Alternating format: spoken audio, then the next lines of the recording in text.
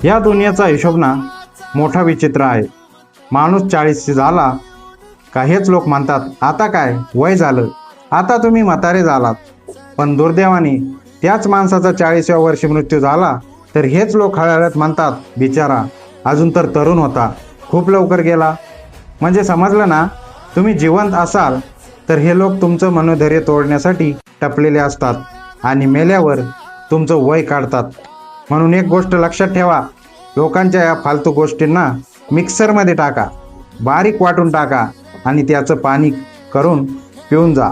कारण इथे लोक तुमचं कौतुक असो किंवा तुमची निंदा, दोन्ही गोष्टी तुमच्या पाठीमागेच केल्या जातात. जगाच्या हिशोबाने चालला तर कधीच पुढे जाऊ शकणार नाही. ही शर्यत तुमची आहे, हे आयुष्य तुमचं आहे, तर धावण्याची रफ्तार सुद्धा तुमची स्वतःचीच असायला हवी. लोकांसाठी जगणं सोडा आणि स्वतःच्या प्रगतीसाठी पळा.